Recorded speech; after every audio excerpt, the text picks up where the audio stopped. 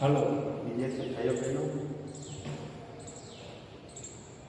MG ભુવા કન્યા Vidya Mandir Joshipura, doctor Haribhai S Patel શૈક્ષણિક સંકુલમાં આવેલ છે અને પરમ આદરણીય જે કે સાહેબના માર્ગદર્શન હેઠળ આ સ્કૂલ ચાલે છે.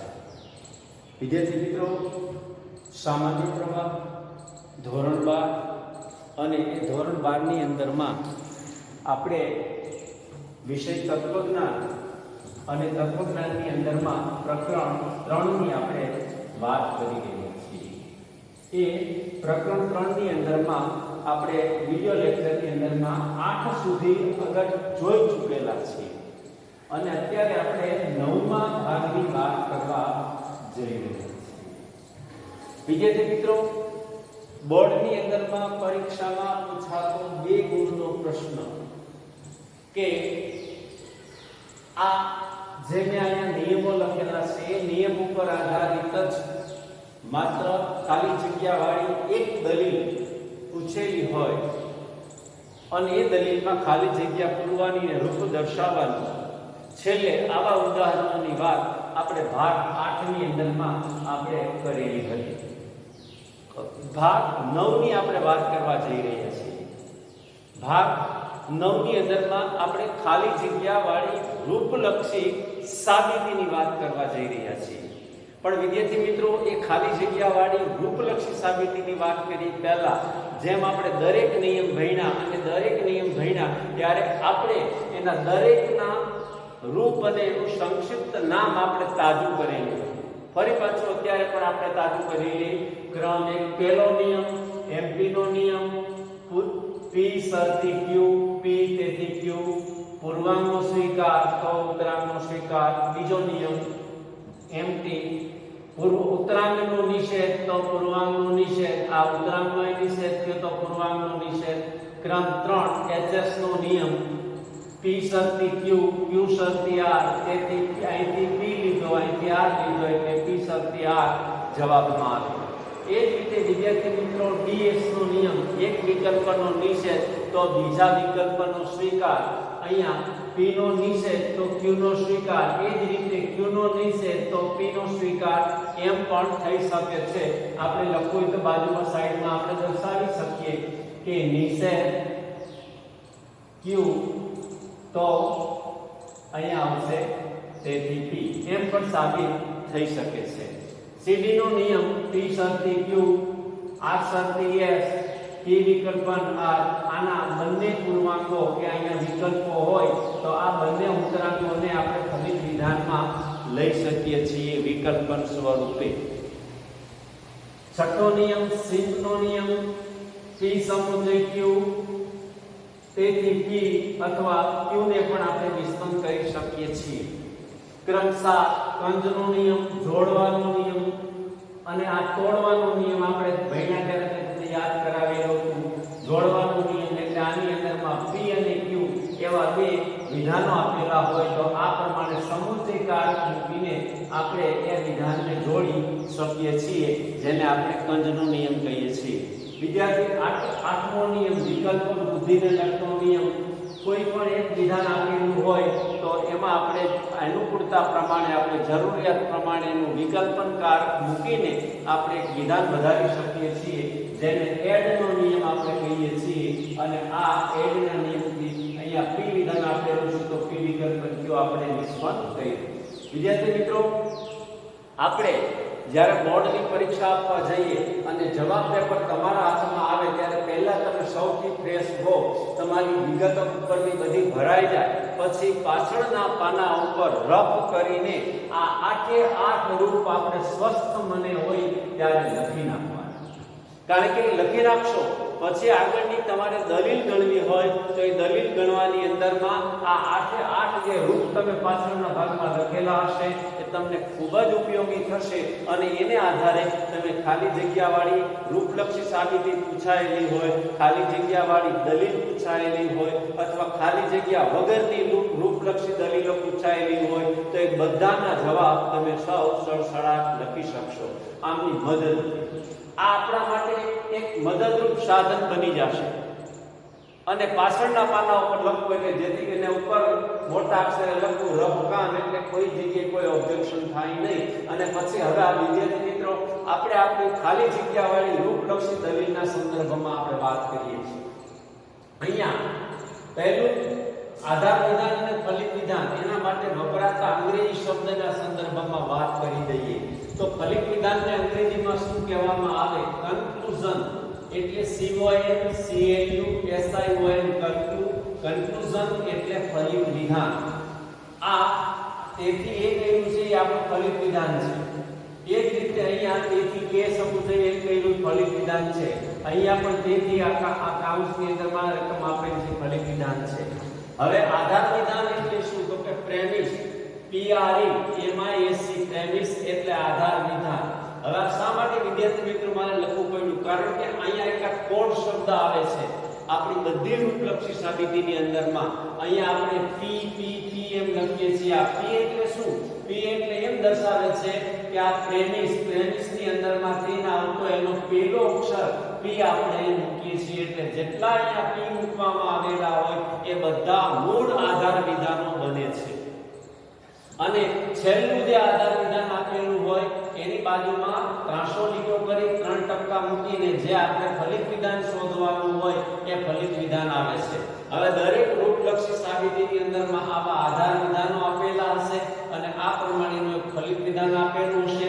આ ફલિત વિધાનને આ આધાર વિધાનમાંથી શોધવાના રહેશે. હવે વિદ્યાર્થી મિત્રો અહીંયા પહેલા સૌથી એક નાનું સ્ટેપ આપણે ભણ્યા. નાની ખાલી જગ્યા વાળી દલીલો આપણે ભણ્યા. અહીંયા થોડીક મોટી રૂપલક્ષી સાબિતી કે એવી ઘણી બધી દલીલો આમાં એની સાથે સંકળાયેલી છે અને એને આધારે જવાબ આપણે પ્રાપ્ત કરીએ છીએ.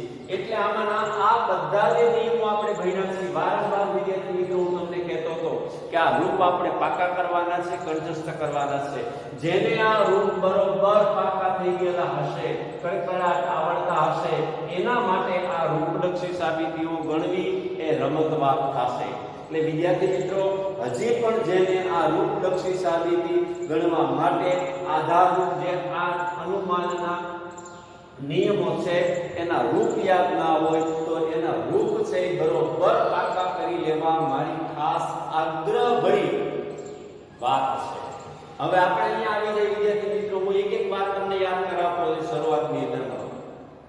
જેમ કે અહીંયા આ મૂળ તમારી ટેક્સ્ટની અંદરમાં આવી 10 દલીલો આપેલી છે અને એક નમૂનાની આવી 11મી દલીલ આપેલી છે.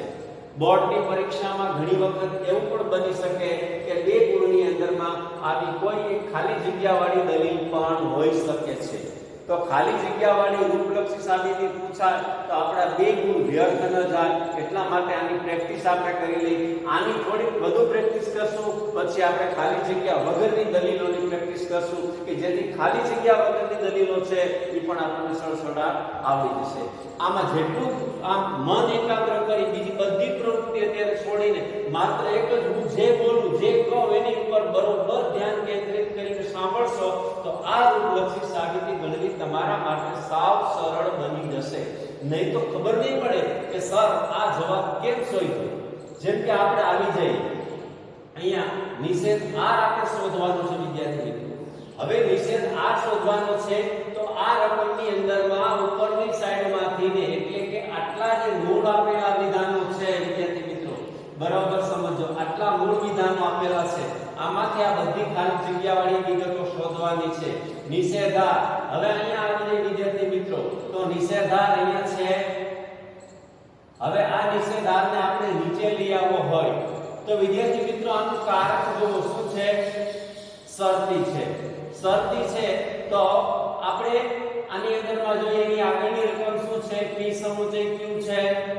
હવે આવી રકમ આપણી પાસે ક્યાંક છૂટી હોય તો પૂર્વાંગનો સ્વીકાર તો ઉત્તરાંગનો સ્વીકાર.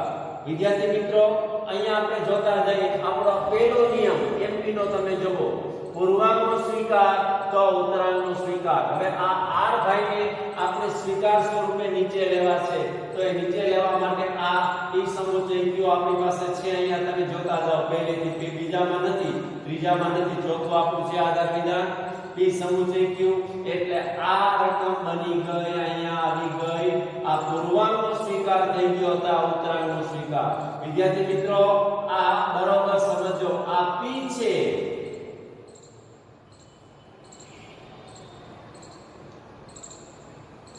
વિદ્યાર્થી મિત્રો આ p છે અને આને આપણે q ગણવાનું છે.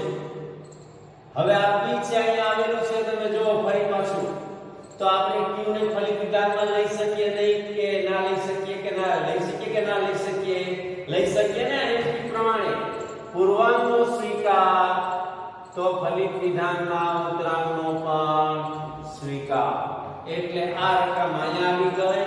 હવે આ રકમ આખી આપેલી છે, આનો ક્રમ 1 છે, એટલે આપણે લખશું 1. આ બીજી રકમ આપેલી છે, એનો ક્રમ કેટલા છે?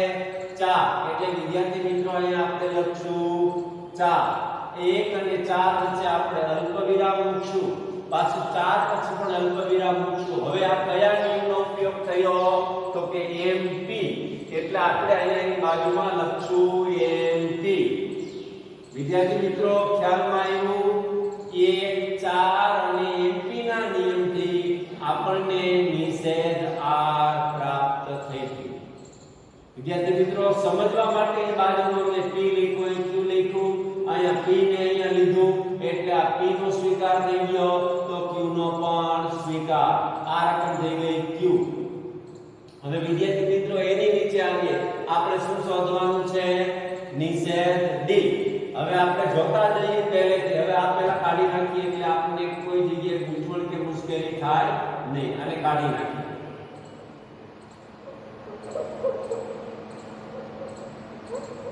વિદ્યાર્થી મિત્રો નિષેધ D ગોતવું છે. પહેલામાં છે નિષેધ D છે નહીં, બીજામાં છે નહીં, ત્રીજામાં છે નહીં, ચોથામાં છે નહીં, પાંચમામાં છે નહીં. હવે ખાલી D વાળો વિધાન આપણે ગોતી લઈએ. ક્યાં આપેલું છે? ખાલી D વાળો અહીંયા આપેલું છે, તો અહીંયા વિકલ્પન કારક છે, તો આ રકમ નિષેધ વાળી હોવી જોઈએ. જો આ પ્રમાણે તમે જોતા જાઓ, હવે વિકલ્પન કારક હોવું જોઈએ, તો વિકલ્પન કારક વાળું હોય તો આનો નિષેધ, તો આનો સ્વીકાર, એવી રકમ આપણી પાસે હોવી જોઈએ. પણ એવી રકમ અહીંયા આપણને પ્રાપ્ત થાય છે કે ના? વિકલ્પન વાળું અહીંયા કહેવાની વાત એ છે કે આનો કોઈ જગ્યાએ નિષેધ થયેલો જોવા મળતો નથી, કારણ કે આનો તો અહીંયા નિષેધ થાય છે, એટલે એ પણ ચાલશે નહીં. આ નિયમ આપણને કામ અહીંયા આવશે નહીં. હવે વિદ્યાર્થી મિત્રો નીચે આવીએ, તો બીજું છે D શરતી R છે. હવે વિદ્યાર્થી મિત્રો તમે જો આ શરતીકારક છે, શરતીકારક છે એટલે જો આ નિષેધ D આપણે મેળવવો હોય તો નિષેધ R આપણી પાસે હોય છે. અહીંયા નિષેધ R, તો ઉત્તરાંકનો નિષેધ થઈ ગયો, તો પૂર્વાંકનો પણ નિષેધ. જો આપણો બીજો નિયમ જો ઉત્તરાંકનો નિષેધ તો પૂર્વાંકનો પણ નિષેધ, ઉત્તરાંકનો નિષેધ તો પૂર્વાંકનો નિષેધ. એટલે વિદ્યાર્થી મિત્રો આને આપણે P શરતી Q ગણીએ, આને આ નિષેધ Q, એટલે ઉત્તરાંકનો નિષેધ થઈ ગયો, તો પૂર્વાંકનો પણ નિષેધ, એટલે આ બની ગયું નિષેધ P, એટલે નિષેધ D આવી ગયું. હવે ખ્યાલમાં આવી ગયું છે વિદ્યાર્થી મિત્રો તમને? એટલે ઉત્તરાંકનો નિષેધ તો પૂર્વાંકનો નિષેધ આપણા પહેલા MP ના નિયમ પ્રમાણે. હવે આ રકમ આપેલી છે, એનો ક્રમ કેટલામો? 3, એટલે આપણે લખશું 3. હવે બીજી રકમ ક્યાં આપેલી છે? અહીંયા આપેલી છે નિષેધ R, આનો ઉત્તરાંકનો નિષેધ થયો, એટલે આનો ક્રમ કેટલામો? 5, એટલે આપણે લખશું 5. હવે નિયમનો કયો ઉપયોગ થયો? MT, એટલે આપણે બાજુમાં લખશું MT. 3, 5, 3 અને 5 અને MT ના નિયમથી આ જવાબ આપણને પ્રાપ્ત થઈ ગયો. વિદ્યાર્થી મિત્રો હવે આ ફરી પાછું આપણે કાઢી નાખીએ. હવે આગળ વધીએ. A સમુચય B પહેલામાં છે નહીં, બીજામાં છે, આ અહીંયા આપેલ છે સમુચય B, તમે જુઓ. હવે આ સમુચય B ને આપણે નીચે ગોતવું હોય તો કારક જોઈએ શું છે? વિકલ્પન. હવે વિકલ્પન વાળો નિયમ અહીંયા આવી જાવ. હમણાં જે આપણે જોતા હતા એ વિકલ્પન વાળો નિયમ છે એક વિકલ્પનો નિષેધ તો બીજાનો સ્વીકાર. હવે આવી રકમ આપણી પાસે કોઈ જગ્યાએ એ સમુચય ડી એ નિષેધ વાળી હોય તો આપણને અથવા સોરી આ રકમ આપણે શોધવી છે નિષેધ ડી વાળી, સોરી એ સમુચય ડી ગોતવું છે. તો એ સમુચય ડી ગોતવા માટે વિકલ્પન છે. તો આ ડી બાય છે, ડી બાય નો નિષેધ થયો, એક વિકલ્પનો નિષેધ થઈ ગયો તો બીજા વિકલ્પનો સ્વીકાર. આને વિદ્યાર્થી મિત્રો p ગણો, આને q ગણો, એટલે p વિકલ્પન q થઈ ગયું. હવે વિદ્યાર્થી મિત્રો અહીંયા આવો, આ રકમ p એટલે આનો અહીંયા નિષેધ થયો તો આની અંદરમાં એનો પણ સ્વીકાર થાય એટલે આ રકમ આવી ગઈ q વાળી. એટલે આ રકમ છે એનો ક્રમ 2, આ રકમ છે એનો ક્રમ 6 અને 2 6 અને આપણો આ નિયમ છે ds એટલે બાજુમાં લખશું આપણે ds. વિદ્યાર્થી મિત્રો એની નીચે આવી જાય. હવે આપણે કાઢી નાખીએ. આ વિદ્યાર્થી મિત્રો શરૂઆતમાં સમજવા માટે તમને સરળ પડે એટલે બાજુમાં હું લખતો જાઉં છું એના રૂપની વાત. આગળ પર આપણે ગોતવું છે એ. હવે આમાં સીધો અહીંયા છૂટો કે છે નહીં, આમાં છે તો કાઉન્સમાં જોડાયેલો છે એટલે મળે નહીં, આમાં છે નહીં, આમાં છે નહીં, આમાં છે નહીં, આમાં છે નહીં, આમાં છે. હવે અહીં જો કારક શું છે સમુચય. આપણે એક નિયમ એવો ભણ્યા છે કે સમુચય કારક આવેલું હોય તો આપણે આ બે માંથી એક રકમને નીચે લઈ શકીએ. જો અહીંયા આવી જાવ વિદ્યાર્થી મિત્રો, આ શેપનો નિયમ p સમુચય q છે તો આપણે p ને લઈ શકીએ અથવા q ને પણ લઈ શકીએ. અહીંયા આપણી જરૂરિયાત શેની છે વિદ્યાર્થી મિત્રો તો કે આપણે a ની છે. આને આપણે p ગણીએ, આને આપણે q ગણીએ એટલે p સમુચય q થઈ ગયું. આપણે અહીંયા મેળવવું છે p એટલે આને આપણે નીચે લઈ લીધું. હવે આનો ક્રમ છે 7 અને નિયમનો ઉપયોગ કયો વિદ્યાર્થી મિત્રો sin. 7 sin થી આ જવાબ આવી ગયો. એ ધ્યાનમાં રાખવાનું છે. એટલે વિદ્યાર્થી મિત્રો પેલી દલીલના સ્વરૂપની અંદરમાં આપણે વાત કરી. હજી આમાં કોઈ જગ્યાએ કઈ ના સમજાણું હોય એવી વાત લાગતી હોય તો મને તમારે ફોન કરીને પૂછી લેજો વિદ્યાર્થી મિત્રો. પણ મૂંઝાશો નહીં, દલીલ ગણશો, પ્રેક્ટિસ કરશો તો આવડશે, આમાં રસ લેશો તો આવડશે. હવે આગળ આવી જઈએ બીજી દલીલમાં. બીજી દલીલની રકમ છે જે શરતી કે. આ બે આધાર વિધાન છે, એમાંથી બાકીના બધા વિધાનો મેળવવાના છે. જે શરતી કે. હવે જે શરતી કે છે અહીંયા તમે જોવો સમુચય છે તો આપણે સિન દ્વારા સીધું મળી જાય કે ના મળી જાય.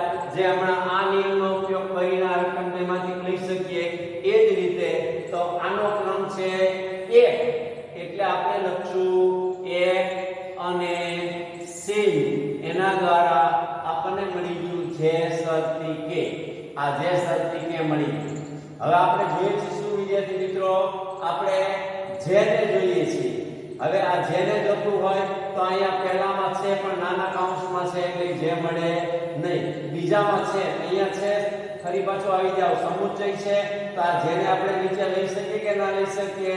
ફરી પાછું શીટ પ્રમાણે આ જ નિયમ પ્રમાણે એનો ઉપયોગ કરીને આપણે જેને નીચે લઈએ છીએ.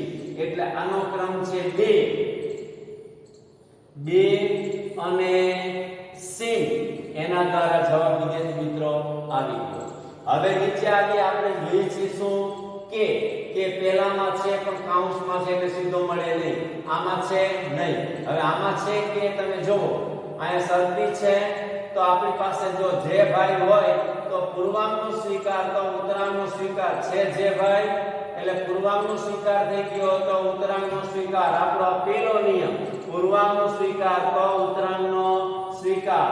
આનો ક્રમ છે 3, આનો ક્રમ છે 4 એટલે 3 4 MP. હવે એની નીચે આવી વિદ્યાર્થી મિત્રો શું છે રકમ l શરતી m. પહેલામાં છે l શરતી m સમુચય છે. ફરી પાછું સિન દ્વારા જવાબ આવી જાય કે નહીં વિદ્યાર્થી મિત્રો તો આને આપણે નીચે લઈ લઈ. આનો ક્રમ 1 અને 1 સિન એના દ્વારા જવાબ આવી ગયો. હવે આપણે જોઈએ છીએ શું l પહેલામાં છે એમ પણ અહીં કૌંસમાં નાના જોડાયેલ છે સીધો મળે નહીં. બીજામાં છે એમ જો છે સમુચય છે sin દ્વારા પાછો નીચે ઉતારી લઈએ એટલે સરળતાથી મળી જાય કે ના મળી જાય. એટલે l ને આપણે નીચે ઉતારી આનો ક્રમ 2 અને sin દ્વારા જવાબ આવી ગયો વિદ્યાર્થી. હવે આપણે જોઈએ છે શું એમ પહેલામાં છે કૌંસમાં એટલે ના મળે. આમાં નથી એમ, આમાં નથી એમ, આમાં નથી, આમાં નથી. અહીંયા છે એમ. હવે અહીંયા આ એમ ને નીચે લઈ આવો છે તો નીચે લઈ આવવા માટે કારક જો શરતી છે તો પૂર્વાંગનો સ્વીકાર થવો જોઈએ. કયો પૂર્વાંગનો સ્વીકાર? તો ઉત્તરાંગનો સ્વીકાર થાય કે નહીં? એટલે આની અંદરમાં આનો ક્રમ 6, આનો ક્રમ 7, 6 7 MP એનાથી આપણને m મળી ગયું. હવે વિદ્યાર્થી મિત્રો આપણે શું નવમામાં જોઈએ છીએ કે સમુચય m. હવે કે સમુચય m આમાં છે જોતા આવો પહેલેથી ને કોઈ જગ્યાએ કે સમુચય m સીધી રકમ છે નહીં. હવે આ સમુચય કારક છે વિદ્યાર્થી મિત્રો તમે જુઓ. હવે આપણી પાસે કે અને m બે છૂટા હોય તો આપણે એને જોડી શકીએ. અહીંયા આપણે એક નિયમ એવો ભણ્યા છીએ આ બે અલગ અલગ છે તો એને આપણે જોડી શકીએ છીએ ને સમુચયથી કંદ દ્વારા. તો એવી જ રીતે આને આપણે જોડી દઈએ. અહીંયા કે કયા ક્રમમાં છે? 5મા ક્રમમાં. m કયા ક્રમમાં છે? 8મા ક્રમમાં. એટલે આ 5 અને આ 5 અને 8 અને નિયમ કંજ એના દ્વારા આવી ગયો જવાબ. વિદ્યાર્થી મિત્રો આ દલીલ પણ ખૂબ સરળ છે, સીધી સાદી છે, પણ આની પ્રેક્ટિસ કરજો તો તમને સરળતાથી આવડી જશે. અને આ આવડી જશે તો તમને બીજી દલીલ ગણવામાં પણ મજા આવશે. આપણે ત્રીજી દલીલ વિદ્યાર્થી મિત્રો આની અંદરમાં જોઈએ તો જે આ પ્રમાણેની છે વિદ્યાર્થી મિત્રો તમે જુઓ. આપણે ગોતવાનું છે નિષેધ b. નિષેધ b ગોતવા માટે આ પહેલામાં અહીંયા શરતી છે એટલે સીધું નિષેધ b મળે એમ નથી. બીજામાં શરતી b છે જ નહીં. અહીંયા છે નિષેધ b છે સમુચય છે તો sin દ્વારા મળી જાય કે નહીં? એટલે એને નીચે લઈ લ્યો. આનો ક્રમ 3 અને sin. વિદ્યાર્થી મિત્રો આપણે હવે જોઈએ છે શું નિષેધ a પહેલામાં આવી જાય. અહીંયા આમ આટલામાં કોઈ જગ્યાએ નિષેધ છે નહીં, પણ અહીંયા જોઈએ એ અહીંયા છે.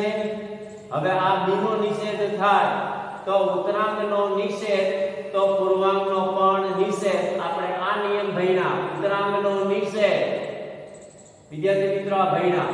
ઉત્તરાંગનો નિષેધ તો પૂર્વાંગનો પણ નિષેધ. એટલે અહીંયા આ b ભાઈ નિષેધ વાળા છે તો નિષેધ એ મળી જાય કે નહીં? આ નિયમ પ્રમાણે MT પ્રમાણે. એટલે આનો ક્રમ 1 આનો ક્રમ 4 એટલે 1 4 MT એનાથી આપણને નિષેધ એ મળી ગયો. હવે વિદ્યાર્થી મિત્રો શું જોઈએ છીએ? નિષેધ D. નિષેધ D છે અહીંયા સમુચય છે સીધું મળી જાય કે નહીં? સિંથી આપણે આ નિયમ ભણ્યા છે પ્રમાણે. એટલે એને નીચે લઈ લે. આનો ક્રમ 3 અને સિંથી વિદ્યાર્થી મિત્રો જવાબ આવી ગયો. હવે આપણે જોઈએ છે શું નિષેધ C. હવે નિષેધ C આપણે આપતા જઈએ તો અહીંયા ખાલી C છે, બાકી કોઈ જગ્યાએ C છે નહીં. હવે આ C ને નિષેધના સ્વરૂપમાં આપણે મેળવવું હોય તો કારક જો શરતી છે આવો આપણી પાસે અહીં નિયમ છે. ઉત્તરાંગનો નિષેધ તો પૂર્વાંગનો પણ નિષેધ. એટલે અહીંયા ઉત્તરાંગનો નિષેધ એટલે ઉત્તરાંગનો નિષેધ કયો વિદ્યાર્થી મિત્રો? નિષેધ D છે તો નિષેધ C મળે કે ના મળે? ઉત્તરાંગનો નિષેધ તો પૂર્વાંગનો પણ નિષેધ. આનો ક્રમ 2 આનો ક્રમ 6 એટલે 2 6 MT. હવે વિદ્યાર્થી મિત્રો નીચે આવીએ. નિષેધ A સમુચય નિષેધ C.